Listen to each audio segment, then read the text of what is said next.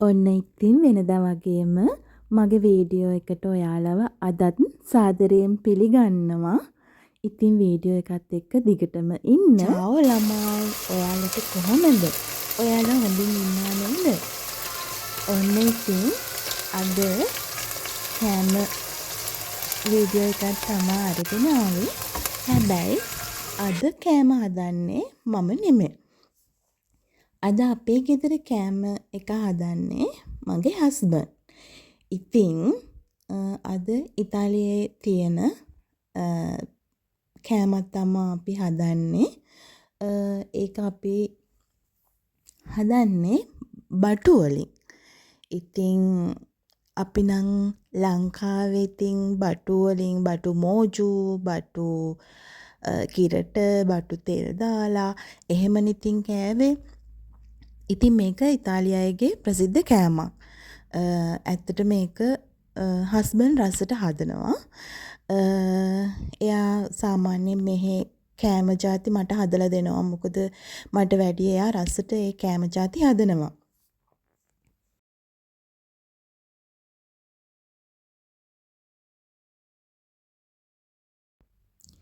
ඉතින් බට්ටේ රස නැත්තේ කියනවානේ. ඉතින් මෙහි කියන්නේ මේ කෑම එකට පර්මිච්චානා මෙලන්සානේ කියලා. ඉතින් ඔය මම කතාවෙන් ඔයාලා දැක්කනේ වීඩියෝ එකේ අපි මොනවාද එකතු කරගත්තේ කියලා. ඉතින් ඒ මුලින් තිබුණේ චිකන් චුටි කෑලි වලට කපලා අපි තෙල් තෙලේ බැදගත්තා.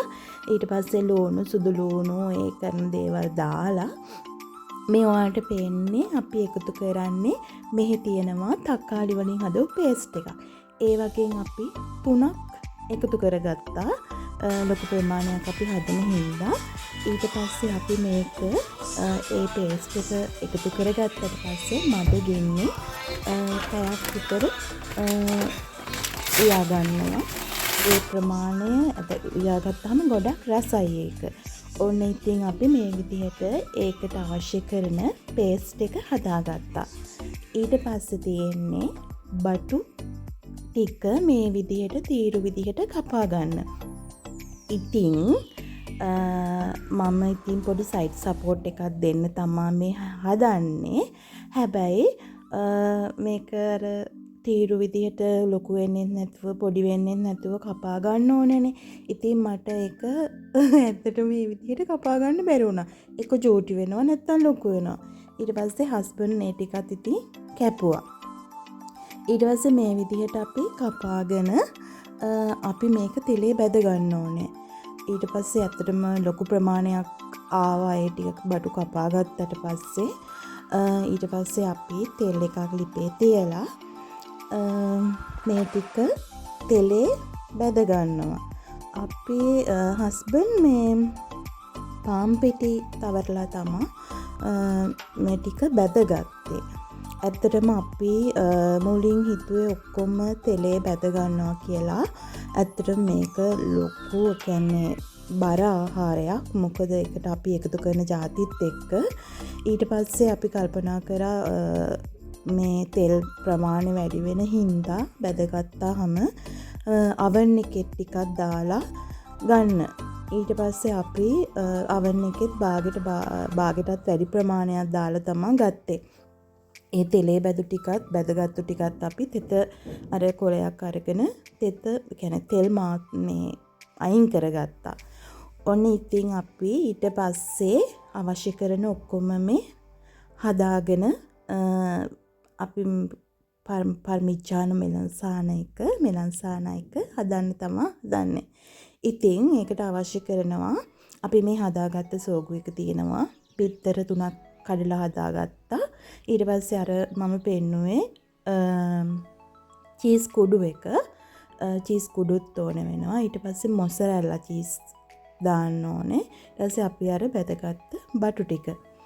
ඊට පස්සේ මේ විදිහට බටු ටික අපි ලේ එකක් එන විදිහට තියා ගන්නවා. එතකොට කියන්න ඕනේ අපි මේක oven එකේ දාලා ෆ්‍රයි කරගන්න හින්දා oven එකකට දාන්න පුළුවන් වෙන භාජනයක තමයි මේක අතුරගන්න ඕනේ අපි. ඉතින් ඊට පස්සේ මේ විදිහට බටු බදගත්ත බටු තට්ටුවක් තියාගන්නවා. ඊට පස්සේ අපි අර හදාගත්ත සුගු එක තියෙන්නේ පේස්ට් එක. අන්න ඒක ඊට පස්සේ අපි අරක ලේ එකක් දාගන්නවා. ඒ විදිහට ලේ එකක් දාගත්තට පස්සේ අපි ඒක අර ගොඩාක් තවරග ගැන ගොඩාක් දාගන්නේ නැතුව සාමාන්‍ය විදිහට පේස්ට් එක දාගන්නවා.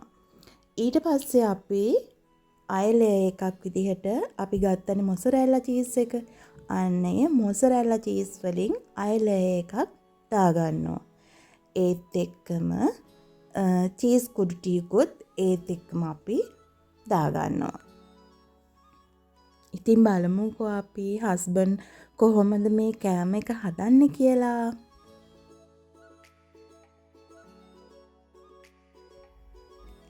ඔන්න ඊට පස්සේ අපි මොසරෙල්ලා චීස් එකතු කරාට පස්සේ ඒත් එක්කම අර අපි මේ අපිට අවශ්‍ය කරපු අපි ගත්තේ අර චීස් කුඩු එක. අන්න චීස් කුඩු ටිකකුත් අපි ඒකම එකට එකතු කරන ගන්නවා. ඊට පස්සේ අර වගේම අපි ආය බටු බැදගත්ත බටු ලේයර් එකයි ඊට පස්සේ අය අපි හදාගත්ත පේස්ට් එකෙන් ලේයර් එකයි ඒ විදිහට අපි එකතු කරගන්නවා.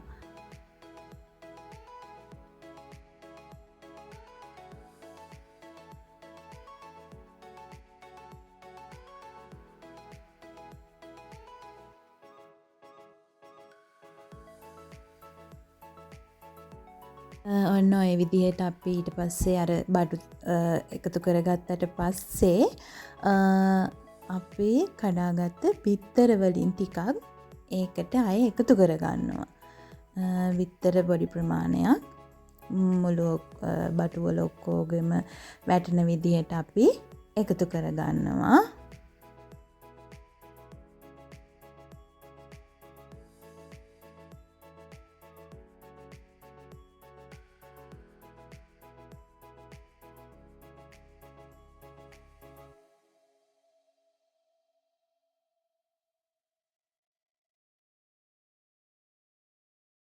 Secondo me, ma anche secondo la scienza, è uno dei migliori frutti in assoluto. Poi per gli stessi motivi ho aggiunto anche del burro d'arachidi.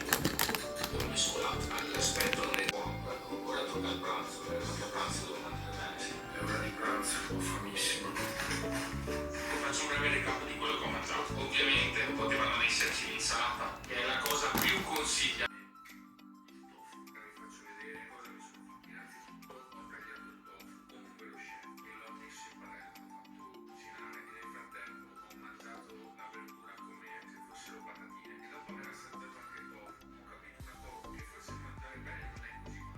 ඉතින් අපි මේ ඔක්කොම අපි බැදගත්ත බටු ටිකත් ලේයර්ස් විදිහට දාගත්තා. ඊට පස්සේ අවසානයේත් අපි පේස්ට් එකක් දාගෙන ඊට පස්සේ වගේම අපි උඩට මොසරෙල්ලා චීසුයි අපි අර චීස් කුඩු ටිකයි ඒ ටික ඔක්කොම එකතු කරගන්නවා. ඉතින් මේ ඔක්කොම එකතු කරගත්තට පස්සේ අපි මේක oven එකට දාගන්න ඕනේ. මම විනාඩි 20ක් තමයි දාගත්තේ මේක බේක් කරගන්න. ඉතින් ඔයාලත් මේ විදිහට හදලා බලන්න බටු වලින්. ඇත්තටම ගොඩක් රසයි. ඉතින් මගේ වීඩියෝ එකත් එක්ක දිගටම රැඳිලා හිටපු ඔයාලට ගොඩක් ස්තුතියි. ඉතින් ආයෙත් දවසක අලුත් වීඩියෝ එකක් අරගෙන එන්නම්. එහෙනම් ඉතින් අදට වීඩියෝ එක අවසానයි. ඔයාලා සතුටින් පරිස්සමෙන් ඉන්න. ආදරේ ගොඩක්. චාෝ ළමයි.